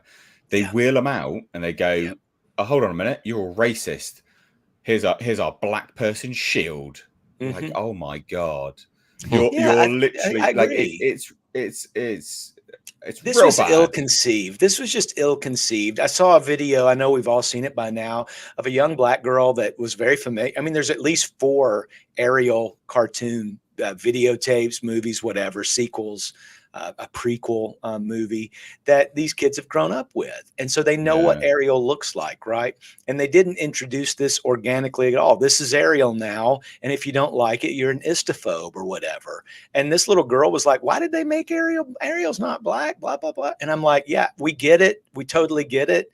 But we're not allowed to say anything. Otherwise, we're going to be labeled as istophobes and the movie's not for me. Well, if that's how it is, if you can't even notice the obvious that the character that you're supposed to be doing a live action version of doesn't look like the character from the animated movie, there's going to be problems. And Disney must have known. There's no way they're that ignorant. I mean, Disney has a history of doing excellence and legacy stuff right. And for somehow they just didn't get this right at all. They've been on a bad streak of live action movies. Of course, they tried to do Pinocchio right, and then the Blue Fairy came out and looked like nightmare fuel. I don't know what they're trying to do over there. Well, it's not even that. You also had Del Toro's fantastic. Oh, that's true. That's worth a watch. I mean, that just absolutely obliterated them. So. Didn't they come out within 2 weeks of each other? I mean, they were like right on top. Yeah, it was within the same month, I think. Yeah, that's crazy. Yeah. And Del Toro won the Oscar for it, didn't he? I think that's right. Yeah. And you know what's funny is so I got some great art that came out of the live action Dumbo thing, but that was a colossal flop. People are always like, well, they make tons of money. I'm like, no. They don't. No. They cost a lot of money. And if they miss one, they're in trouble. And Disney's missed how many films in a row? And I'm not even just talking about I'm just saying all their brands are just flopping left and right. Yeah. It's brand damage, like one of your members said, Nate. Yes. Well, let's shuffle on now to another topic, which is not Disney for a change. It is streaming related, and it's Warner Brothers Discovery setting for more TV layoffs this summer. So this is interesting for a few reasons. I mean, it goes to show quite a lot of elements of streaming just on a general decline. We've known this for a while, TV, etc. So Warner Brothers Discovery is set to undergo another round of layoffs in its television business. Deadline understands that the company is expected to cut some roles in its cable TV business, which includes the Discovery branded cable networks. It's been described as pockets of refinement rather than wholesale cuts. And sources have told Deadline that cable staffers have been bracing themselves over the last couple of weeks. The timing is yet to be confirmed. The sources originally told Deadline that the cuts were expected over the next few weeks, but it's more likely later this summer. So Warner Brothers Discovery operates cable networks, including Discovery Channel, TLC, Investigation, Discovery, Science Channel, and Animal Planet, as well as the former Scripps network, such as Food Network and HGTV. It also operates the former Turner branded networks, such as TNT, TBS, and True TV. I wouldn't know half of this stuff without reading this article. Seriously. I love HGTV. Your guys' stuff in the States is just madness to me. It's crazy. Now, the division is run by Chairman and Chief Content Officer, US Networks Group, Kathleen Finch. In February, at a deadline-moderated keynote at the Real Screen Conference in Austin, Texas, Finch was candid about the challenges of merging the business, which she called tough. Now, this is interesting. When you go through a merger, you do sort of figure out how many layers we need. How much staff do we need? I'm not really running these networks as 30 individual teams. They're clustered together. They're put together with leaders at the top who really live and breathe that content. That's not to say that the people that we lost aren't amazing people. They are. We just have had to have a restructure that has less people doing the jobs. What do we make of this? What do we make of this? I mean, this is just streaming on a whole. TV, I mean, TV in general has been on the decline because of, on-demand streaming as well. And this is just, to me, it's just a symptom of both things not being. There's no money to make in streaming. Streaming's not going to be profitable. I mean, it's the bottom line. There's no way to make it profitable. Not with this many different offerings. Well, maybe you remember when it was cable television and you would say, why am I paying this for 75 channels? Yeah. And 70 of them I don't watch, right? Yeah. I think someone's going to have to say, these are channels. Here's the 6 that you have, and you're not paying $75 for it. But now to have 5 of these platforms, that's about what you're paying. Well, and you're 100% right, Chris. But the biggest problem was they leaned into this concept of they were all going to maintain their own walled gardens. Right. And the only reason that streaming was working is because you were limited in the number of streamers, and they were renting all of your content and paying you handsomely for it. Yeah. And, again, this comes out of the Jim Collins book, How the Mighty Fall. And you look at the stages of decline. And in those 5 stages, I mean, one of them is, you pursue and profit, in a completely misguided way. I'm paraphrasing, but that's probably, those steps are just well reflected in what we're seeing in these corporations right now. And unfortunately, they're paired or tied with agenda-driven stuff like ESG and DEI and the CEI thing that comes out of the Human Rights Campaign, and you end up with this stuff. So I think, stage 2 of the 5 stages is undisciplined pursuit of more. I wanted to make sure I got that right. So, and that's, like I said, this is how we ended up where we are. They all saw Netflix was making money. They saw they were on the verge of, if not already, making a profit. And so they all jumped in feet first, and what's funny is, and I think is criminal, is that Bob Iger was on the board of not just Disney as chairman, but also on the board at Apple at the same time while they were both developing these streaming services. Conflict of interest? Much. Anyway, is what it is. I think they're in the denial of risk. I think they're in the peak right now culture of stage 3. Stage 3. Yeah, I think you're right. And look, I mean, it's funny because Disney themselves are at stage 4. They just don't want to look at it now. Oh, okay. I hope so. Yeah, well, no, they are. They're grasping for salvation. And again, I mean, we've been talking about it in various places, but getting back to this, when I make this for Max, for HBO Max / Discovery, is that at least somebody's paying attention. Right. I mean, you have Zaslav is paying attention, and the guy that runs his money, Liberty Media guy, Malone, he's paying attention, and they both realize and recognize that all of the failings that they had accumulated or that they had acquired in this Reverse Morris Trust merger, they had value, but they needed to be recreated, and that's one thing that Zaslav's always been good with at Discovery. But the only way you can stay profitable in this game, and you already pointed it out, Chris, is to become leaner, meaner, and more efficient. And that's what all these again, another round of lefts. Hell, Disney's laying off another 2,700 people. Yeah, I was going to say, next topic, you fucking bastard! God, you're jumping the gun.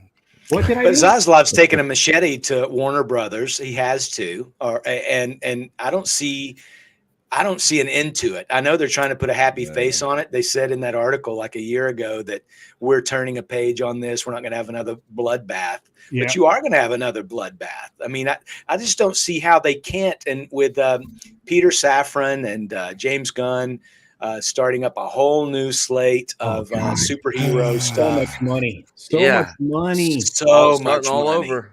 But I understand that Zaslav believes in this superhero fare. He does. I'm just afraid that we're kind of like at this, like how the Western went away, right? I feel like the audiences are a little tired of superhero stuff. Well, we need to breathe a little bit or have a different approach. I mean, Shazam 2 is just the same old.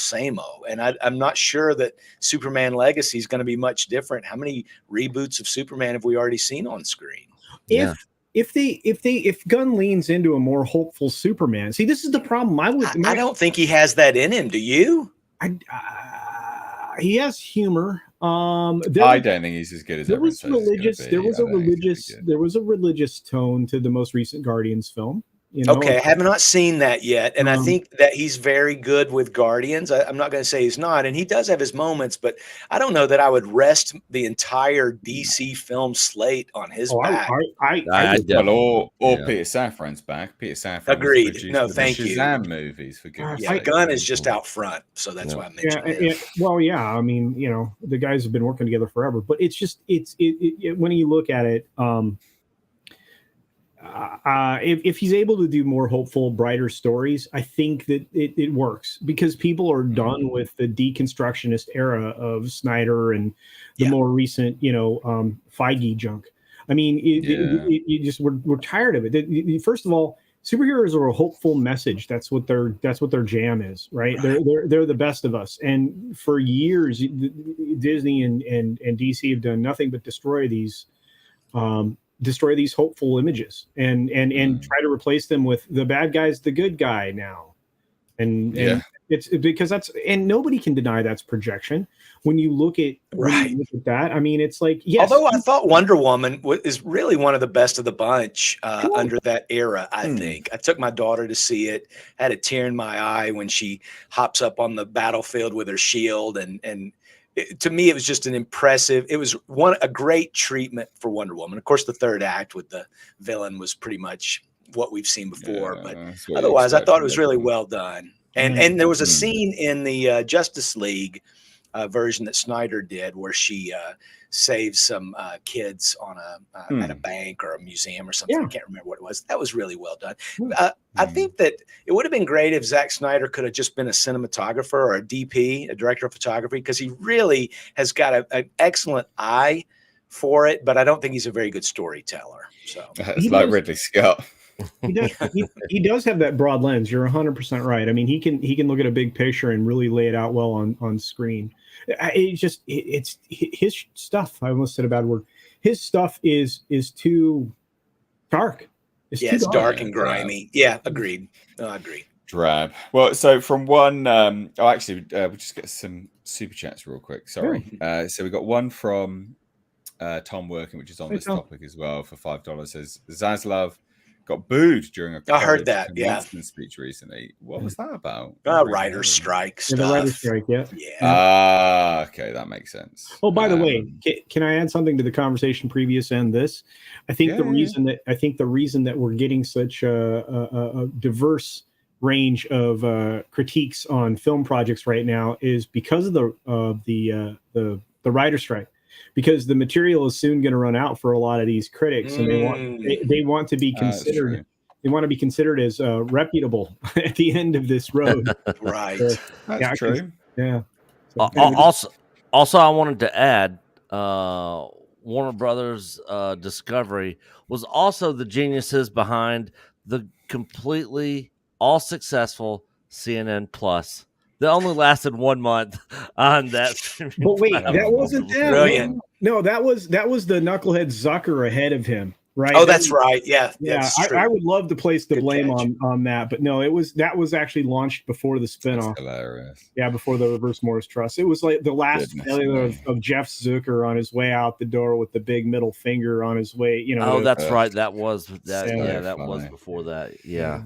No, I would have loved to do that, but no. Like I said, do you realize how much money they wasted? It was just It's $1 billion.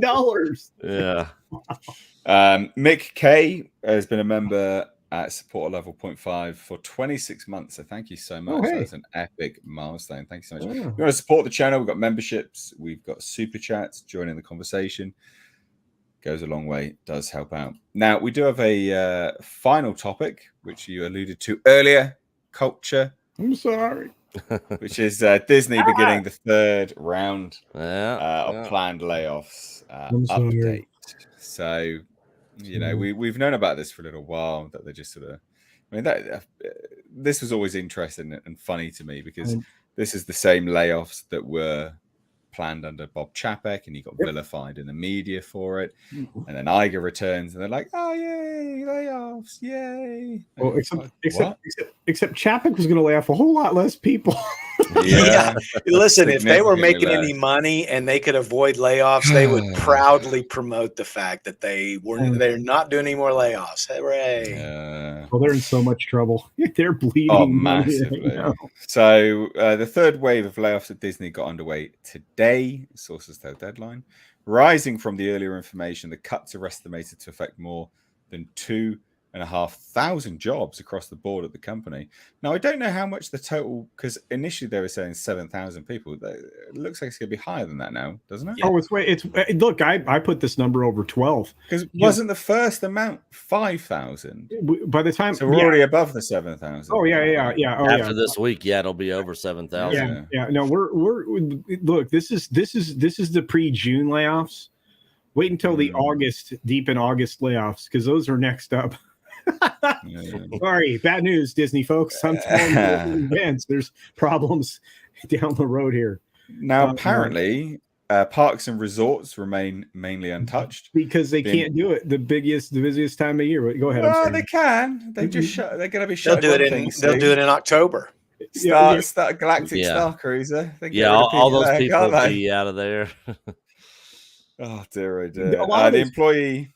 A lot of those folks are getting shunted to other places, though, mate. Yeah, I get that. Yeah, it was just a joke. Do we know how many staffers they currently have? Like, what's the total, so that we know what percentage they've just done a cut? They were roughly at 79,000 employees across the board. So 10% is what we're looking at. Yeah, they should be over 10%. I think. Yeah, they're well beyond 10% now, and in fact, those numbers might have gone back up. I was using the mid pandemic numbers after they'd done a round of layoffs. So yeah, because at one point in time, I think they were closer to like 110,000 globally or something like that. So yeah, I'd have to go back and look at the stats. Yeah, now. This is the interesting thing. They say that we hear that television, which was hit hard in the second round, is largely spared this time with a small number of layoffs. Well, ABC hasn't done their round for whatever reason. I mean, they're following. So we'll see. Anyway, sorry. Following the timeline of cuts, Disney CEO Bob Iger confirmed in late March, this is expected to be the last of the significant layoffs at Disney for a while. However, there's may still be some smaller cuts. They've literally put many there. In the next couple of months, sources say, so that's that August one you're alluding to. The initial wave began March 27th when Iger confirmed the plan for 3 rounds of layoffs as the company looks to reduce its workforce by about 7,000 employees. But it's so the second and largest wave, which brought the number of eliminated positions to 4,000, began April 24th. The company had said that it expected a third round before the summer. So what are we at 2,500? We're at 6,500 then, are we? I guess, maybe. So yeah, maybe it is only 7,000. Maybe there is going to be more then. No, okay. So we're in. I swear there was more initially. There's well more than that. Yeah. I had it in my head that they would get rid of 5,000 in the first round. Was that right? Well, they got rid of several thousand in the first round. The second round was 4,000, and the third round is 2,500. They're saying, but again, there's ABC hasn't had theirs that I'm aware of, and so Disney as an umbrella company is bleeding many. Yeah, and I need to revise the statement I made in 2022. The number of global employees had crept up to 220,000 between all wholly owned subsidiaries. That's crazy. Yeah. So I wanted the new. It's good. The new wave of layoffs comes as media companies are facing effects of the writer's strike, which is bringing film and TV development and production to a halt. Absolutely hilarious. I mean, look, what do we think about this? I mean, this again, everyone's doing it. We've literally just reported on Warner Discovery doing it. I think it's more significant when it's to do with Disney because they're so public at this point in time, and there's so many bad headlines happening for them. This is just one of a long list of horrendous headlines that they could probably do without. Even though it's planned, it's still not a good look, is it? Well, no. I mean, the only reason they're doing it is they lost $250 million in 2022, and they're still losing money. They are hemorrhaging money. They're doubling down on their woke agenda. Nobody wants to watch it. They're losing subscribers to Disney Plus. How can they do anything but shrink? Well, collectively, let me add more red rain to this conversation.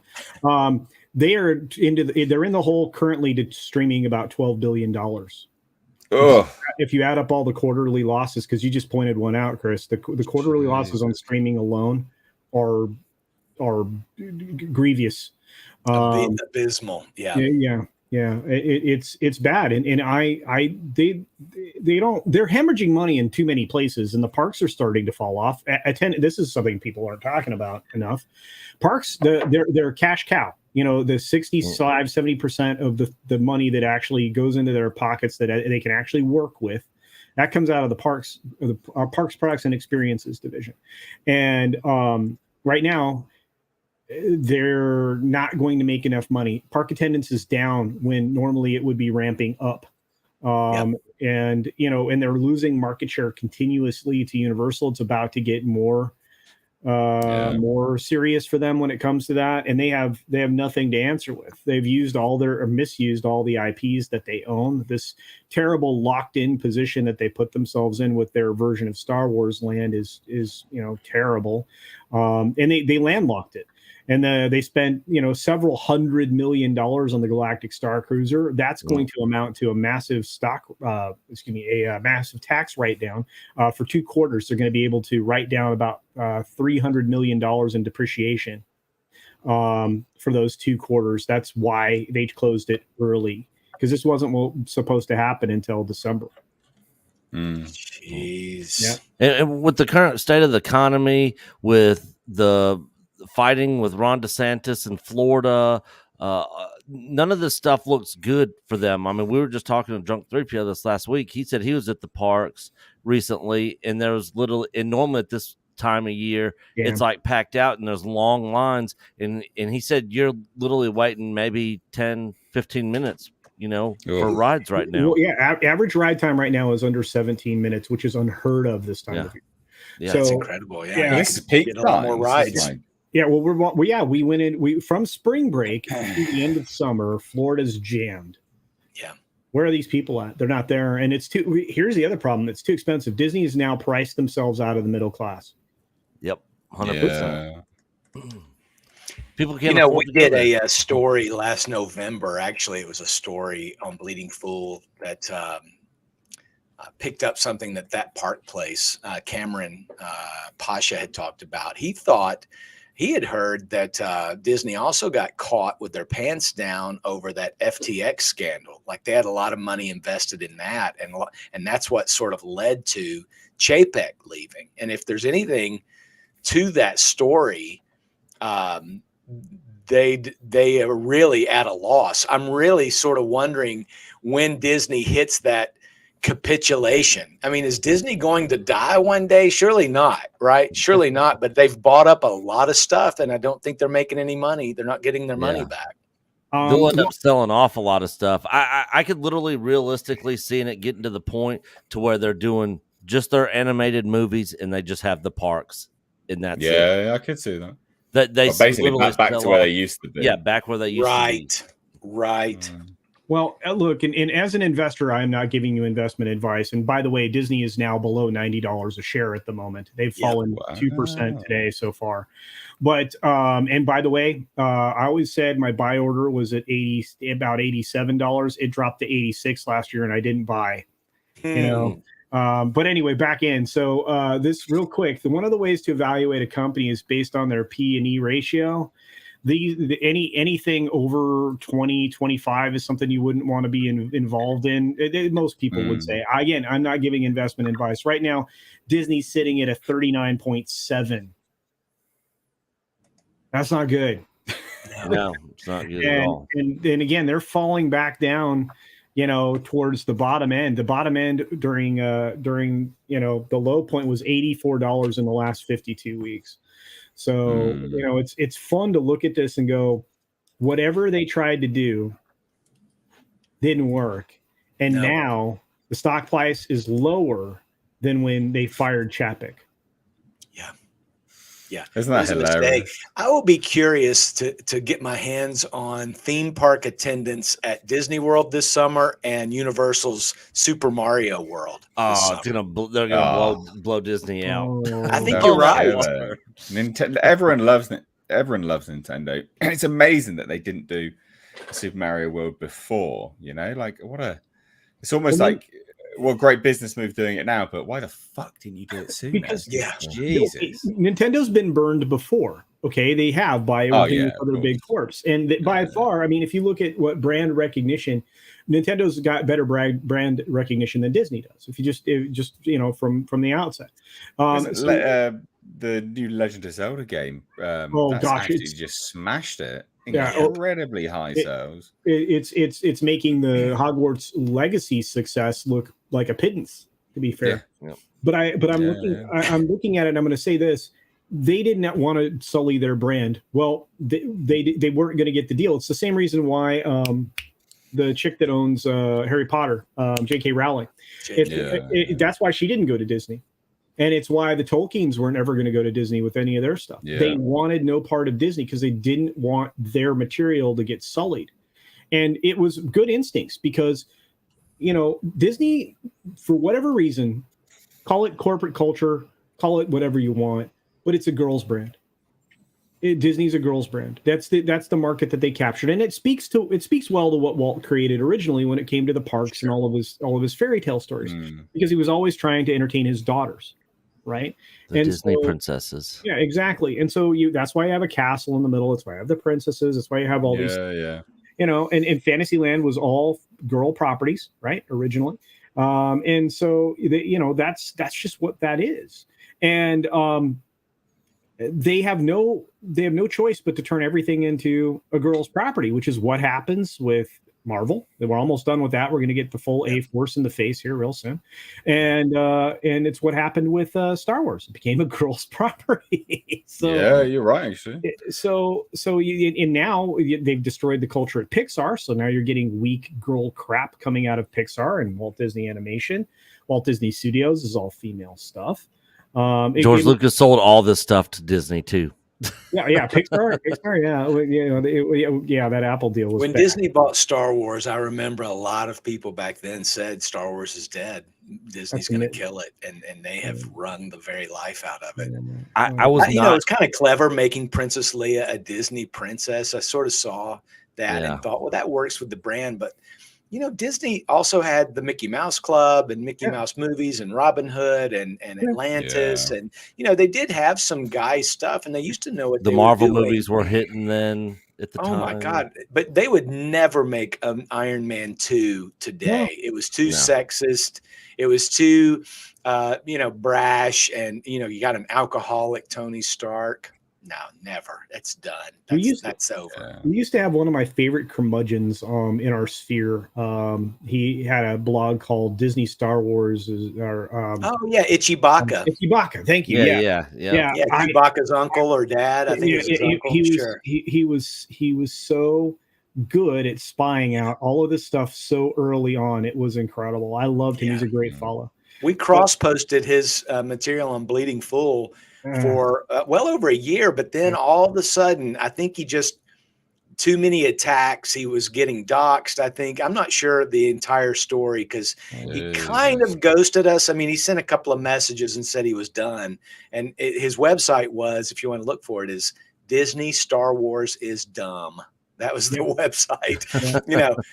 Nothing mysterious about that title. And, Itchy Baca, what a great voice about what was going to happen when Disney bought Star Wars. It was so funny. His writing was humorous and full of, there was enough venom there to definitely fire you up too. But I just, I don't know. Like I said, getting back to this, Disney's not done. They're hemorrhaging money.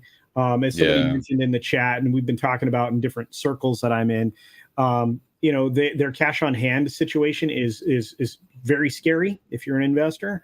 Operating income. The investors' calls are embarrassing as well, massively. Yeah, well, finally. And it's so not their distraction deflections are not working.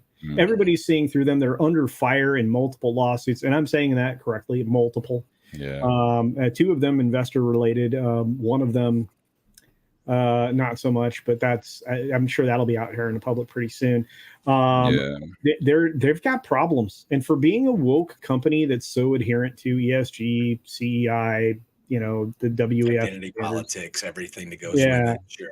Yeah, they're falling short in that area too. I can't, like I said, there's something going on, and we're watching consumers actually realize their power, obviously through these boycotts here in the States that are starting to work. Target freaked out when their product lines were broadcast in the last few days in our sphere, so they're hiding toddler bathing suits with application. It's insane. Insane. Budweiser is now having to buy back their expired beer. The consumer is the king. At the end of the day, the consumer is the king. And maybe that's the best reason for what Nate does and what all of us do is we point out this egregious behavior, this egregious attitude. We've got one writer, Brian Nehemiah, that says, stop giving money to people who hate you.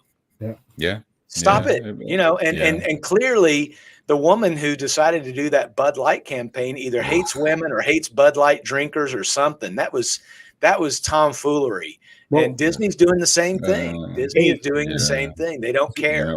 This is what Ivy League, like Wharton, which is where she went. Alicia Heinerscheid went to Wharton. This is what you get. This is the product you get out of there. And that's the problem with the so-called educated, because they're not educated. They're indoctrinated, and they've not been taught. They've not been taught how to do a good job, or they didn't go to the same B school I went to. They look at things differently, right? They are parrots at this point. They're soft. Ideologists, They're soft. Ideologically confined. That's agreed. Anyway, I got to shut up because I tend to drive this long, and I know Nate's like, I'm going to kill you, Culture. I bet it's late for Nate. It is. My back's going to kill you more than anything. Okay, I see that. All right, fair enough. So we've got some super chats to get to. The Sundowners for $25, and this is, I think, the tweet you were Sundowners. The comment you're referring to says, according to Disney's public financials, they have literally lost half their cash on hand since COVID. They are in trouble, and they are now offering park tickets for $58 for Florida residents. That's half. Wow. A major discount. And there's even adverts. Or that's over half price. Yeah. There's even adverts tailored in the UK, like they're selling Disney trips via a subsidiary company and a package deal. So even I've seen it over here. Wow. It's crazy. And he chimed in again for $5, says, and wait until Comcast hits them with an almost $9 billion bill in January of 2020. Yeah, that's the Hulu thing, right? Yeah, and I want to add to that real quick. That's the bottom end. That's the minimum. That's not where that price is going to be. We're looking more like $12 or $13 billion, which is why this is why they're so desperate to get out from underneath. Either. Yeah, they have to get out from underneath a whole lot of these expenses and these people and all these things that are losing money, which is why you're seeing shows disappear from Disney Plus and Hulu, because they need to clear that paper, paper write-offs, so they can get to a point where they can buy this, because they don't want to offer Comcast a devalued giant chunk of stock. That means Comcast is going to eat their lunch for a while. And look, you can hand them $9 billion worth of stock. But when your price goes back up, if it does, Comcast is going to own your lunch. It's just terrible decision making. Terrible. Yeah. How can Disney turn it around? I don't think they can at this point. Well, I don't either. I look, we've had this conversation in various forms, like how does Lucasfilm turn it around? How does it can be done? What you would have to do is remove the woke mind virus, the woke culture from the company. Yeah, but that's the thing. Like cancer. This is what I mean. Like I say, it can't be done because it's so embedded in the culture of the company. No, it is. it is embedded in the culture of the company when they have so many like training programs and systems in those place. Immediately, those are gone. They're just gone. I don't think they could. I think, well, okay, I agree with you on, but that's an identity politics. Here's what they should do. They should release HR would have a the original Star Wars trilogy, unedited. Yes. Not the extended edition, not the George Lucas special edition, the original. Put them out on Blu-ray, and they would make a nice mint.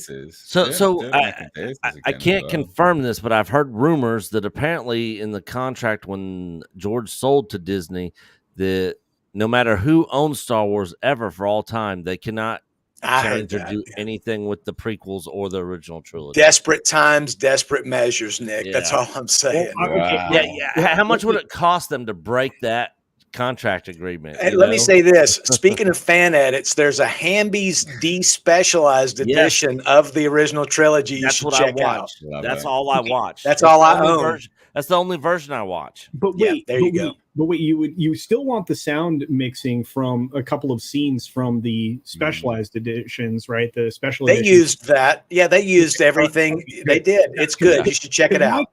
My concern. Well, I've seen many despecialized versions at this point, but I would like I said, if you use the right soundtrack that syncs up with the battle that's going on, where it's nonsensical, then yes, I'm on board with that. But you're right.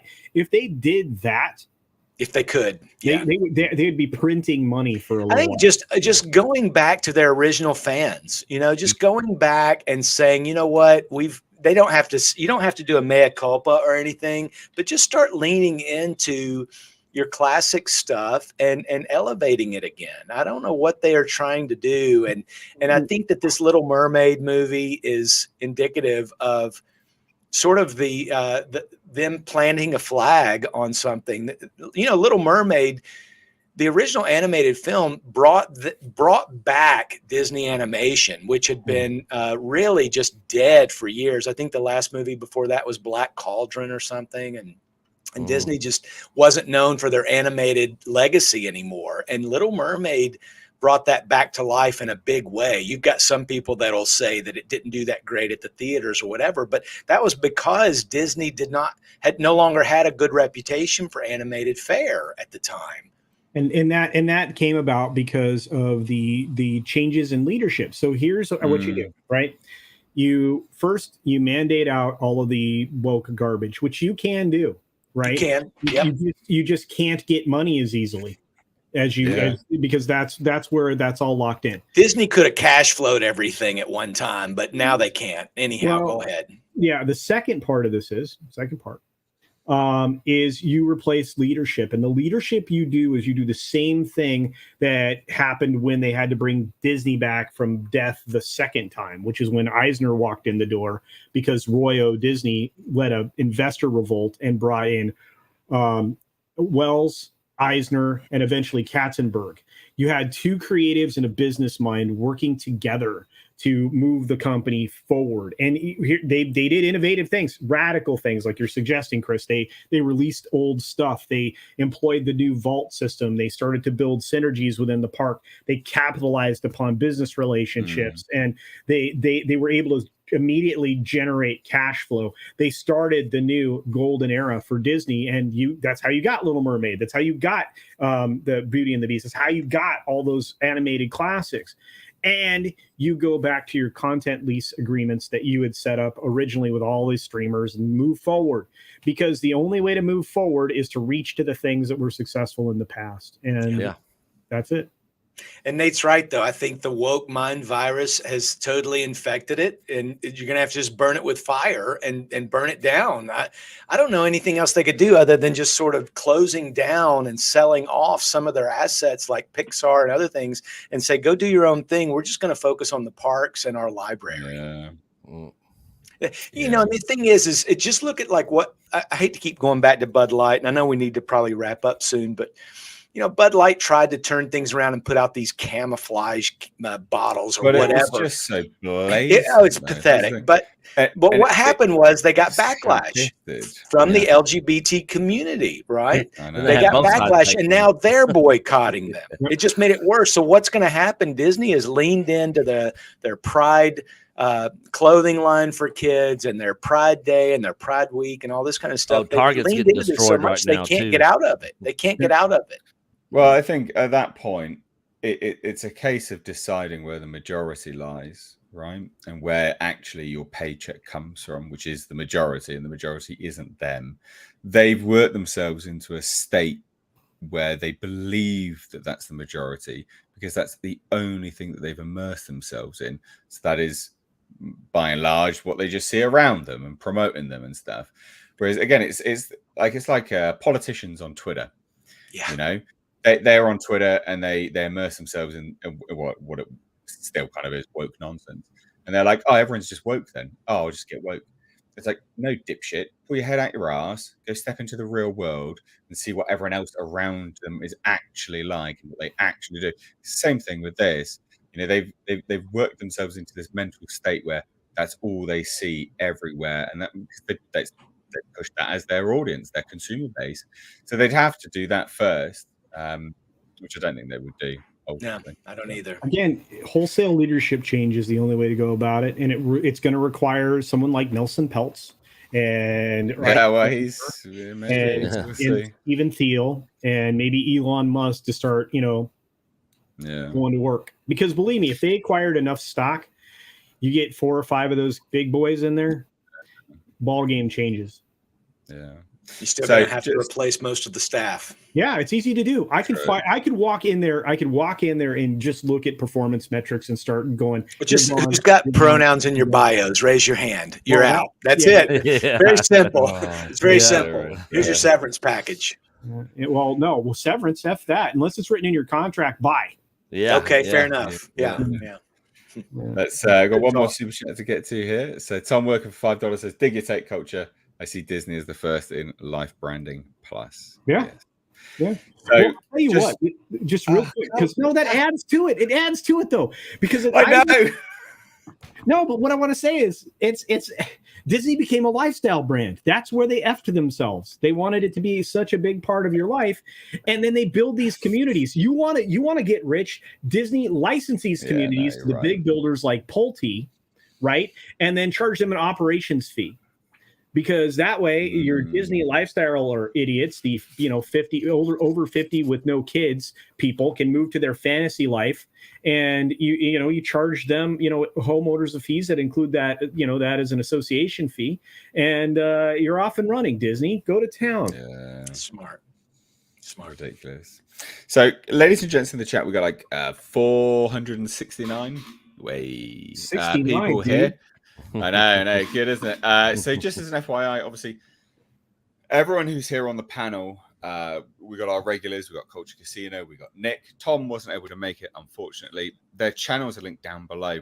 But we also have Chris from Bleeding Fool, which is, of course, the better website of, well, not of, but the Mirror Universe version of Bleeding Dark Cool. Universe. Yeah. Thank you, Nate. Thank you. So I haven't had a chance, sort of, going through this to sort of promote everyone here, there, and everywhere. But obviously, we've got a large sum of people here now. Please do check them out. Bleeding Fool is linked in the description box. Do you have a YouTube channel as well? No, I mean we do, but I don't really use it. I watch you guys too much to do my own YouTube stuff. No, that's fair enough. So please do check out. We live on his material. I'm just gonna say. Hey, I share Nate's stuff all the time. We embed these videos in some of our stories. You guys have got great takes. I told Nate before we started, it's sort of a mutual appreciation society. I love it. It's a great community. Yeah. Well, this is the thing. If this is what I always say. If you've enjoyed anyone's take on the podcast, you'll like their own content. So check them out. The links are down below in the description box. As you probably could tell for the last 10 minutes or so, my back is ridiculously painful right now. And it is quite late here. And that was our last topic. So we are going to wrap up the podcast now. Thank you all so much for joining, watching, and just checking it out. In the description box down below is Mr. H Reviews live archives, which is where the podcast goes. It's a whole podcast channel. There's the highlight clips. This stream will be chopped up into individual parts and sort of, catered over there. So do hit subscribe over there, guys. And like I said, check out everyone's channel or, website and subscribe or make it a part of your daily read. But what have we got going on moving forwards? Chris, you got anything interesting happening on Bleeding Full? We're doing a story on this Little Mermaid shenanigans in the morning. Check us out. Nice. Yeah. Okay. Excellent. And Culture, what you got going on, buddy? The standard 6-minute daily every weekday. We do the news the daily news as fast as we possibly can with the entertainment pop culture business and the occasional rant against the AP. We also have a video that just dropped yesterday on my thoughts around Bud Light and the distributor who was crying wolf, basically parroting the lines of the Budweiser CEO, which means he really wasn't being very kind. I'm probably going to dive into just how much faith people will lose in Harley Davidson here by the end of the week. Because, because they partnered with Bud Light. Budweiser. Oh no, that's funny. Because alcohol and motorcycles mix, right? Yeah. Jeez, come on. At Sturgis, they do. Come on. Yeah, well, brilliant. They do serve plenty of beer. Sturgis is awesome. I've been there twice. It's great. So great. Nick, what have you got coming up, buddy? Nothing tonight. I'm gonna be tied up on work projects. Coach has got some videos coming out. We got our huge EBN meetup in Nashville this weekend. Awesome. And let's see, this Thursday night, Chill Stream on Echo Base Network. Also check out our second channel, Echo Base Entertainment, where we cover all stuff other than Star Wars over there. You'll have to send me a link to that so I can check it in the description box as well eventually. Yeah. Nate, I would be remiss if I didn't mention one tiny little thing. It's Tuesday, please. And every Tuesday we try to post something on Bleeding Full for what we call Toxic Masculinity Tuesday. Love it. And it's basically just some content that gives you a high boost, a quality boost of high T energy. And that's on our front page right now. Toxic Masculinity Tuesday. It's mostly movies and TV shows that would get canceled today because of all the toxic masculinity. So brilliant. Absolutely. That's great. That's great. So please do check it all out down below in the description box, guys. From me and everyone else, thank you so much for joining. We'll be back here on Thursday, starting 2 hours earlier, so 7 p.m. UK time. A little bit 1 earlier o'clock there, Central. 1 o'clock. There you go. 1 o'clock Central. So again, from me and everyone else, thank you so much for watching. Have a great evening. Take care. Bye-bye, guys. Everybody.